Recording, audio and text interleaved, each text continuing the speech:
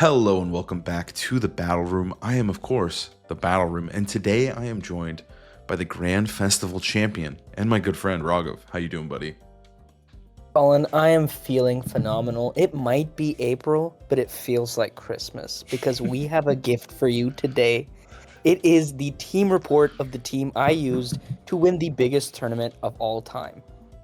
Yeah, so today we're going to be breaking down your team. We'll have a replica at the end of the video. We're going to talk each individual Pokemon. We're going to go over some leads, and we're going to talk about some key strategies and matchup. So first things first, though, first things first, you should probably subscribe. But second thing, how did you come to this conclusion? How did you pick this team?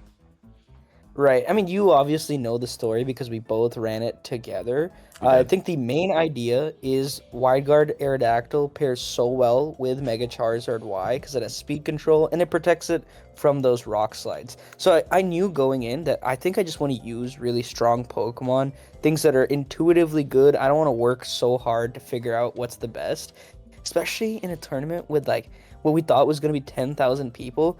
I knew I was going to play pretty much anything, right? So I wanted something consistent, something solid, and I just put a lot of the best Pokemon together, and I feel like they actually work together really well. It might not seem like they have synergy, but they have really, really good synergy. I totally agree. I think it was like the best option to just use some of the best Pokemon in the game. Because like you said, we really could have played anything. And looking at your run, you did play almost everything from Mega Crabominable, Mega Gengar, Mega Tyranitar, Enemy Floette, and Charizards. It was all there and you played it all and your team prevailed and you prevailed as a player. Yeah, and I think you get a much better sense of the team when you look at the actual sets and spreads. So let's take a closer look at each individual mon. So we're starting with Charizard here. It is the focal point of the team. This was the first Pokemon I added. And honestly, the moveset, not too crazy, right? Heat Wave and a phenomenal spread type, spread damaging move. Weather Ball for the consistency. You can run things like Overheat, but I feel like Weather Ball does more than enough damage. And guess what? It doesn't miss. It's also cool if, there's an opposing weather, whether it's snow, rain, sand. You could actually have a lot of fun, some cool plays with those elemental weather balls, like I was really considering weather balling a Dragonite in snow or just hitting Incineroar in the rain, right? So weather ball, really, really solid option. I think my personal choice here. And then Solar Beam. Of course, you have to hit those bulky waters. Air Slash is an option a lot of people are running, but I felt like I didn't really need it. It's usually for Como, and we have enough into that on this team. So a very standard Charizard set, but the spread is where things get a little bit interesting. I feel like as the format goes on, you really start to bulk down, right? And this Charizard in particular is EV'd to take a Rock Slide from Adamant Garchomp, and then you hit the modest special attack jump point, and the rest is a speed dump. Yeah, I think this Charizard was incredible. One thing about Solar Beam is I think right now Basculegion is just way too good to disrespect like that. So I think just having Solar Beam for him, obviously we have Tailwind as well to help us potentially outspeed the Scarf ones. I just think Solar Beam is just so strong, and the other two moves for me are just like I never want to change those. One big thing about the spread as well is we just really wanted to have as much bulk as possible on Charizard, because I felt like speed, since we rely a lot on Aerodactyl and Tailwind, I felt that speed wasn't as important, and it was just really about trying to live those hits as best as we could. And obviously in the sun, this guy just shoots out so much damage. Yeah, I definitely love the bulk. It came up a lot in tournament. But I do think there is some room to tweak around to your personal preferences. Like, there were moments where I wish Charizard was a little bit faster. For example, I would set up Tailwind, and I'd still be slower than Excadrills, right? So there are moments where I'm like, dang, I wish I had a few more points in speed, especially because my Charizard is protected by Wide Guard in a lot of situations. So you can definitely mess around there, but I do really think you don't want to be glass on this Charizard. You want some bulk, because this guy is going to be your main damage dealer for a lot of situations. I feel like this team is definitely a Mega Charizard team. He is the guy. He is coming to most matchups. We do have a second Mega in Floette, but this is a Charizard team through and through. Absolutely. And to protect him, we need his buddy Aerodactyl. Now this guy, his stats may not be phenomenal, but I feel like I brought him to almost every single game. Because he protects Charizard so well with Wide Guard, and he also has Tailwind to enable the rest of the team to do damage. I feel like in this format, I mean, you can speak to this too. I feel like Tailwind is kind of the best it's ever been. Like, I feel like you kind of need it. Yeah, I think Tailwind is like really, really good, especially if you're trying to do damage with Charizard. Like, this team doesn't have a ton. I mean, it has Kingambit, it has like Aqua Jet, but you don't have a ton of tools to fight against enemy Tailwind outside of matching it. Like, even if they had a priority Tailwind user such as Talonflame or Whimsicott, which I think can be kind of annoying for Aerodactyl, I found myself still having to bring him to try and match that and just trade with them as best I could in the Tailwind. But yeah, I think Aerodactyl is, he's incredible, and I mean, Tailwind is really good, and he just has so much utility, and when he is moving first a lot of the time from Tailwind, or just being naturally so fast, you can see right there, 200 speed, he has a lot of turns to get Rock Slide flinches. Like, I found a lot in practice and in tournament is like, sometimes if they just aren't outspeeding me, and I'm continuously applying the pressure as the faster team, I'm just getting flinches because they're slower than me, and I think that can be, we talk about Rock Slide a lot, it's a very hot topic point, but I do think like specifically Aerodactyl is just good at flinching people, and it's just giving you a little bit of an edge that you wouldn't have if you're running something slower.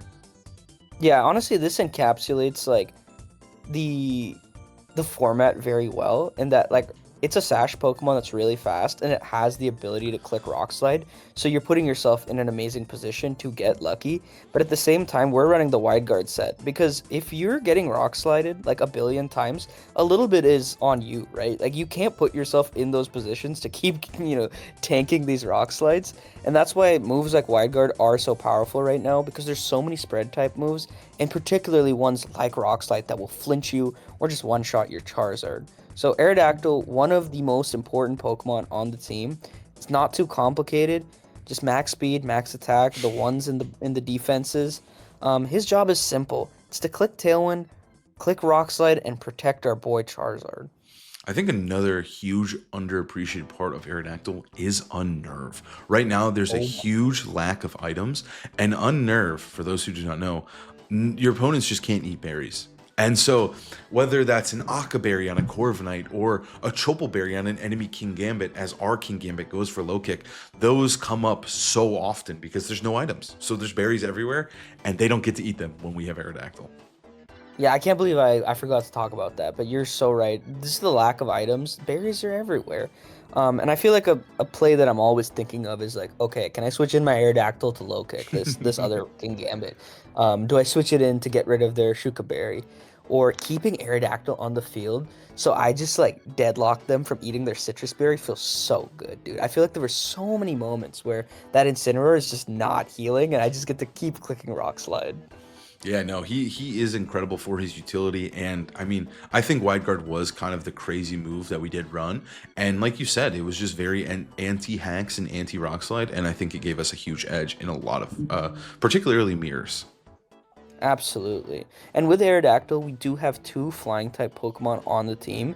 And at this point, I was like, we need an EQ spammer. And Garchomp, one of the best Pokemon in the format, he comes up next. So our next Pokemon here is Garchomp, and we decided to run a little bit of a spicier Garchomp. Now, obviously, Earthquake, Stomping Tantrum are pretty common moves to see on Garchomp, but Scale Shot is not. Scale Shot is kind of a crazy move because we did run it a lot in Regulation H. For those who do not know, is a multi-hit move that lowers your defense but boosts your speed. So the utility of this move is obviously just the speed boost alone makes it worth using. Now, if you hit twice, you're doing about 50 damage. It's a 50 base power move. But if you hit 3 times or more, you're, which on average, you should be hitting more than twice. But if you hit more than twice, you're doing basically a little bit less than Dragon Claw. Sometimes, obviously, more if you get the 4 or 5 hit. So it ends up being kind of a gambling move, but it is worth it in most situations. And I felt that it was just incredible in practice. And obviously in the tournament, you said that you relied on this move so heavily. Yeah, I'm not gonna lie, dude. I feel like I've been getting into gambling. Might be my thing. Um, Scale Shot felt so good, but it is absolutely a little bit risk versus reward. The inspiration here came from our friend Kunal, who was talking about it, and it just kind of made sense. And then we all started testing it, and Yeah. he had a little bit of a different set. I thought, let's put the Dragon Fang on because that damage into stuff like Rotom Wash, opposing Garchomp, Charizard, it's just like because you're not guaranteed those like 4 hits anymore. I feel like you do need a little bit of that chip, and it ended up being really really good. The way I used this scale shot, it wasn't always about like doing as much damage as possible, but getting that speed boost to outspeed things like Scarf Basculegion, opposing Garchomp, just kind of changing the dynamic of the game by being the fastest thing on the field. Sometimes I would get 2 if I needed to, right? So this set, I would definitely give it a try. Just keep in mind that you're not always going to be doing the most damage, right? You need to understand the situation. Yeah, and I like you said, we did run Dragon Fang, and I think Dragon Fang definitely felt correct. Um, but the thing too is like another big selling point of Scale Shot to me is that when you fight a mirror against an enemy Garchomp, you can obviously always live their Dragon Claw. But usually, if you run Dragon Claw back, you're going to take Rough Skin damage, which we do have right here. We have Rough Skin as well. But Scale Shot doesn't make contact. So it actually makes trading into Garchomps in an isolated vacuum, as long as you hit the 90% accurate move, Scale Shot is just better in the mirror against Garchomp, which is something I loved about it. Yeah, and we'll get to the EV spread in a second, but we're not the fastest Garchomp, and sometimes it would be nice to move second, actually. So Yeah. they can Dragon Claw, take that chip, we have a higher chance of KOing them, and we didn't reduce our defenses yet.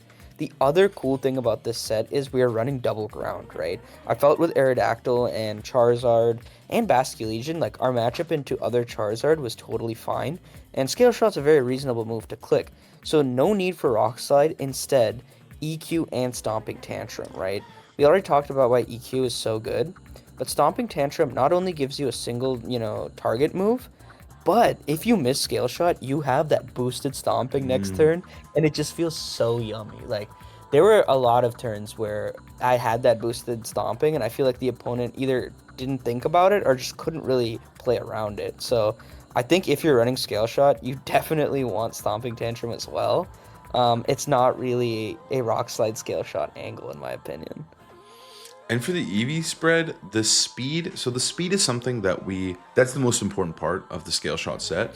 And admittedly, I made a mistake with the speed. It should probably be a little faster so you're able to outspeed Mega Aerodactyl after a Scale Shot boost. But unfortunately, this current one in the replica will not. We're just keeping it as canon as possible to what won the tournament. And I do think for the most part, the speed is great, but the Aerodactyl thing is kind of a problem. Yeah, and the rest of the spread, is pretty simple. I just hit the attack jump point, dumped into attack, put one in special defense. I felt like I didn't need to put one in defense because of the scale shot drops. I just felt like, what's the point? Yeah. But yeah, I think adjusting the speed is definitely valid. I don't know if you need to be faster than Mega Aerodactyl because I love the bulk, but I think it would be helpful. It actually came up in my only loss in the tournament. I thought I was going to be faster than the max speed Jolly Mega Aerodactyl, and I was not. But yeah, I think overall Garchomp is just easily one of the best Pokemon in the game. And if you have this core of Aerodactyl, Charizard, Garchomp, you're moving first, you're hitting hard, and you're bulky outside of Aerodactyl. So you just have such a good, solid, concrete core. Where do you go from here? From here, I think I have 2 physical attackers and a special type attacker that is a fire type. I'm feeling a little bit annoyed by Incineroars, so I thought, let's put a Defiant user on. Let's put on Kingambit, one of the best Pokemon in the game. He has to be next. So Kingambit almost feels like essential to run in this format. It has Defiant, so it makes Incineroar's life pretty miserable, but its dark typing is just so important in this format with Basculegion being everywhere. So the set, pretty simple. Sucker Punch, Kowtow Cleave, low kick for the opposing Kingambits. I didn't want to run something like Iron Head, even though it's good into Floette and Sneasler, but just because I said Kingambit, I feel like it's essential to run. If I'm going to be playing it every round, I want to be able to hit the enemy Kingambits. For that reason, low kick is just so important. The other reason is this is a Charizard team. I want to be able to hit Tyranitar really hard. So low kick just felt correct. It's not a complicated spread at all. Honestly, Colin, you could talk about this EV spread because you made it. This is mine, yeah.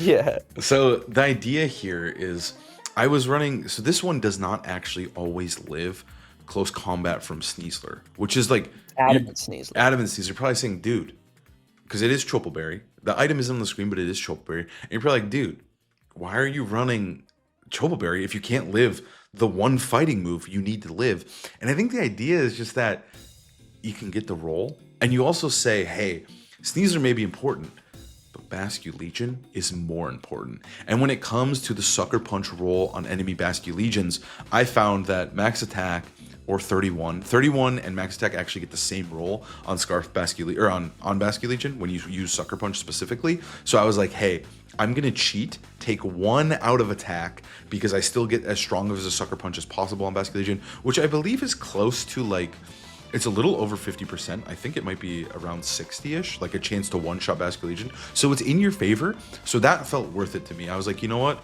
Sneasler, you can close combat me. I'll hope you're not adamant, or I hope I get the roll. But I put that one extra into defense because it does actually make the Sneasler roll even better. So it's kind of like as greedy as possible. It's a very greedy spread, right? I don't always live close combat, and I also don't always KO Basculegion, but I give myself the best chance at each with the spread.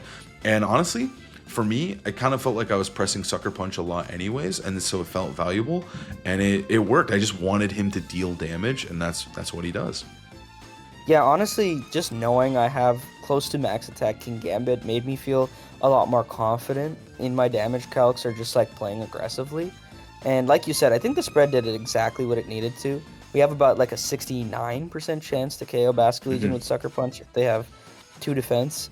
And then we have like a 44% chance to live an adamant close combat, whereas we always live the jolly, right? Yeah. So don't have too many complaints. The only thing that kind of felt weird was that sometimes I would set up Tailwind and I wouldn't be confident if I was going to outspeed and be able to kowtow, right? Like, I was staring down a Charizard and was like, if they're like the same speed as me, I'm going to outspeed, but I have no idea. So there's definitely a lot of creativity to play around with Kingambit. Something you have to remember is even if you're Chople Berry, you take a little bit of chip, like you're going to die to that close combat. So it's really about managing your odds and figuring out what are the most common situations I'm going to be in with Kingambit.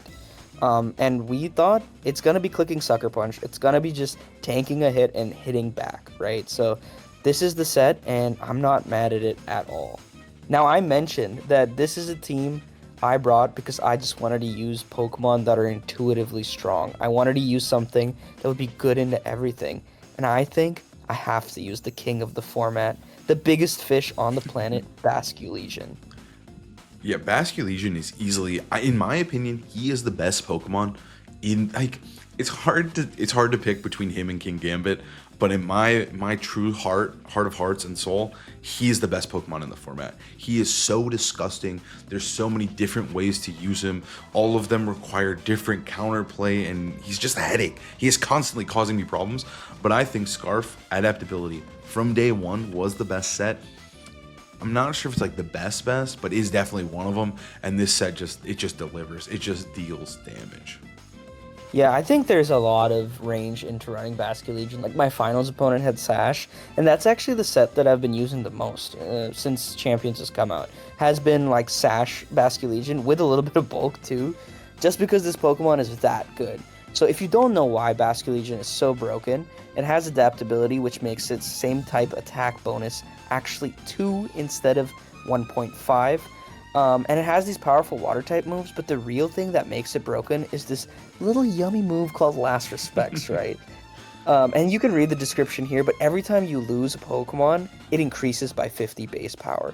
And particularly with this Scarf set, you can kind of lead it, click Flip Turn, or just like switch out and save it for the end game. And now it can like 1v3 teams just because Last Respects is like impossible to calc for, right? So Basculegion is something that even on a Sun team is just so broken because you mostly want to be clicking that Ghost move.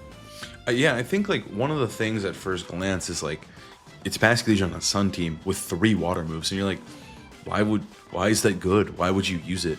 But it's really about last respects. But I do think the water moves can come up, and they are very, very useful to have, right? Like, because you can easily lead. I found myself really liking the lead of Aerodactyl plus Basculegion, right? Like, set up Tailwind, get a flip turn, bring in a sweeper. You're chilling. It's looking good, right? Like, those early game flip turns are really, really potent. And also sometimes, if they lead like Sneasler into me, I'm saying, hey, I'm pushing that wave crash button. My Charizard's in the back. We're chilling. So it can be a little bit clunky. And it's not the easiest combination to play, Charizard plus Basculegion. But I think he is so broken that his water moves and his last respects plow through the sun and make him still an extremely valuable Pokemon, even on the sun team. Yeah, I mean, you brought up a great point where you can just kind of lead it and say, hey, you're expecting a flip turn. I'm just going to slam wave crash.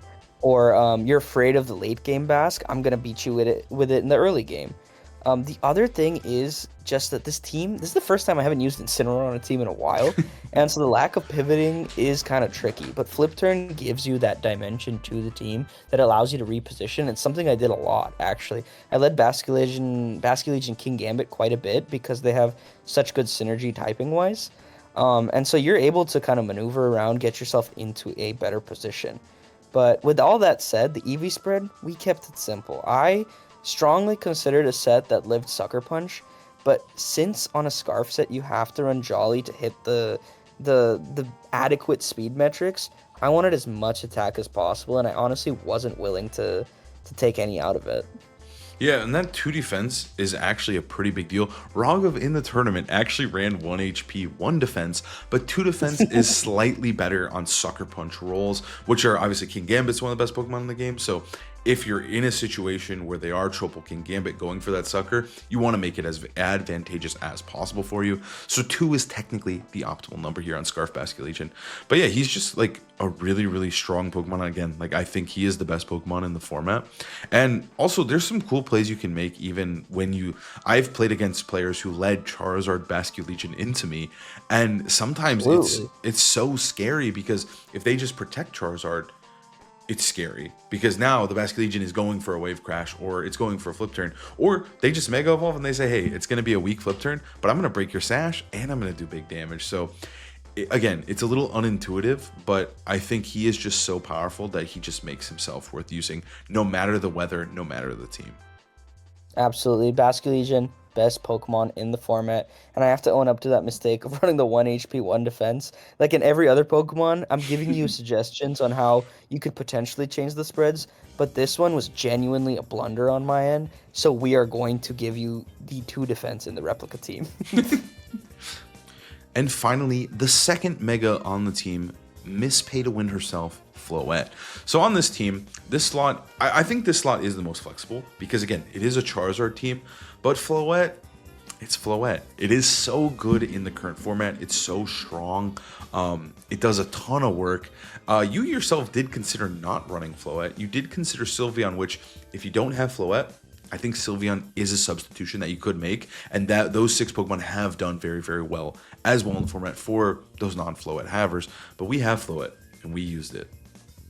Yeah, I mean, so the reason, I'm going to be honest, the main reason I was considering other Pokemon there were 2 things. Okay, one was that this is a Mega Charizard team. I really just want to be Megaing Charizard almost every time.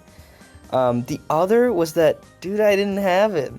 And I thought, like, dude, I just did so many things. Just did Sylveon. I considered Scarf Gardevoir. But our friend Alex, I think, said something wise where it's like, if you're using Scarf Gardevoir, you're too far gone. You messed up.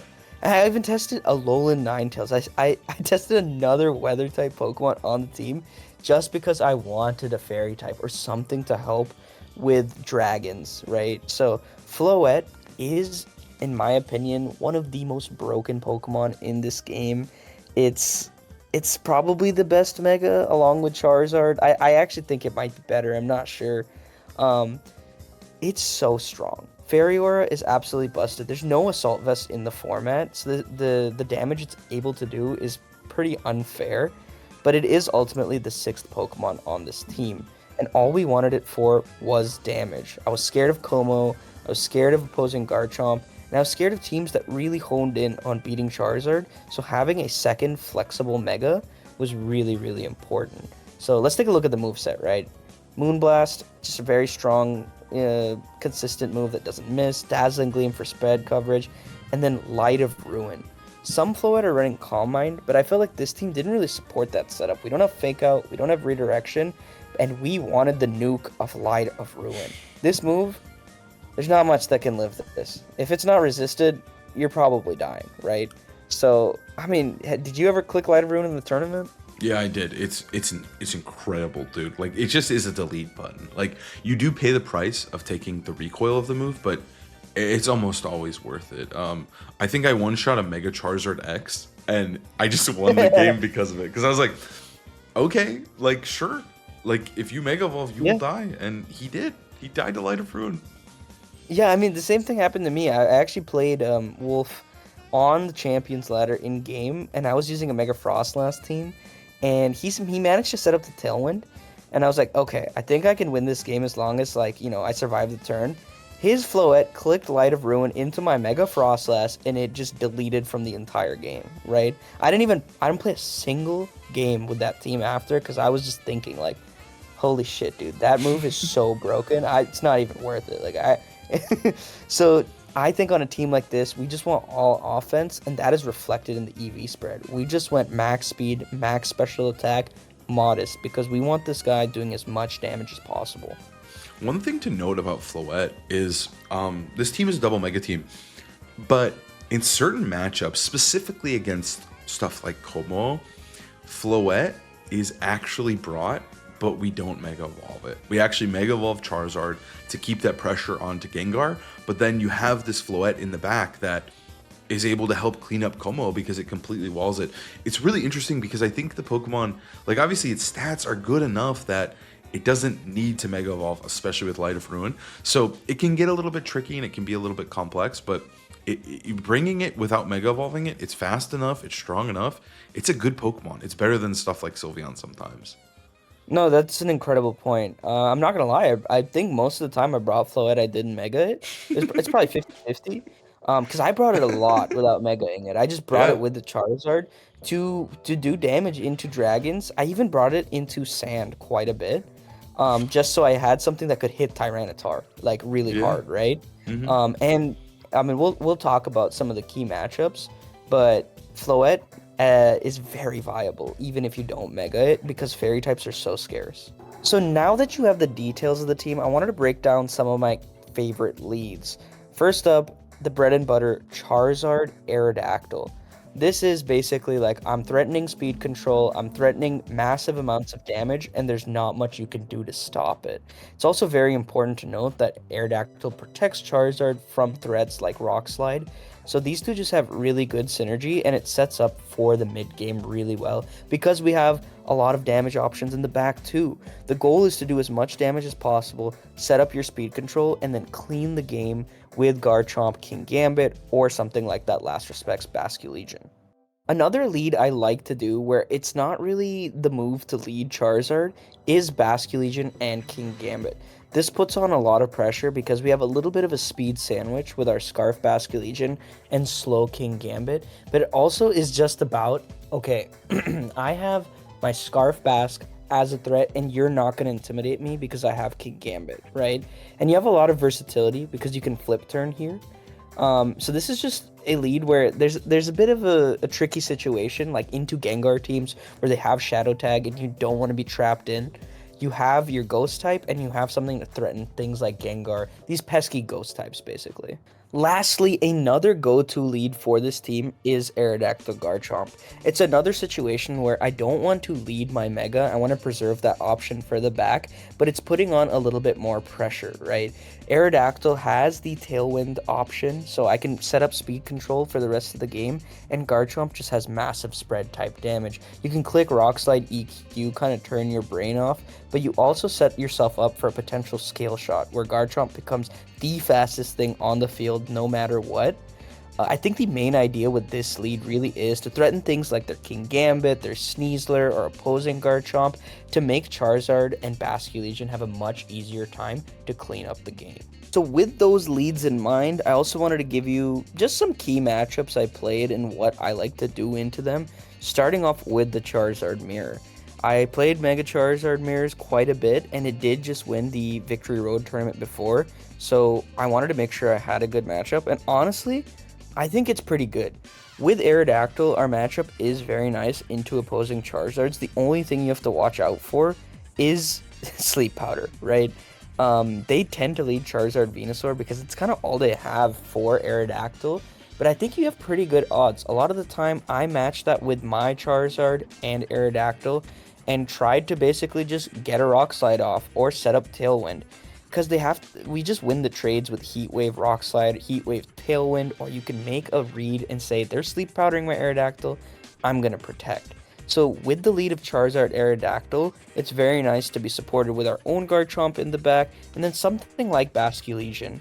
Because even though the sun is set up, we've talked about it enough, Last Respects is so broken that usually it ends up in a situation where the sun might be gone, or you're just clicking Last Respects anyway, and hopefully you already killed that Venusaur. The next key matchup I want to talk about, this is something I played a lot in the tournament, it spiked, is Dragonite. Now, there's a couple versions, but let's just start with the Gengar one. I played this a couple of times. Dragonite's very tricky for the team. We don't have Intimidate, and with Dragon Fang, it is just doing obnoxious amounts of damage with Dragon Claw. On the Gengar version, it's very important that you don't get caught in an Encore Disable trap, that you're, out of position. So it's very important to keep in mind you want your Charizard to be safe and you need it to at least get off 1 or 2 Heat Waves. The most important thing in this matchup is making sure you have enough gas into Dragonite as well. So my game plan into these kinds of teams was putting on a lot of pressure, chipping everything down and getting things into range of Aerodactyl's Rock Slide or Charizard's Heat Wave.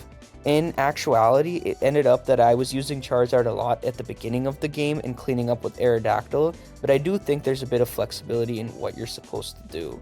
You just have to be careful not to get trapped by that Gengar.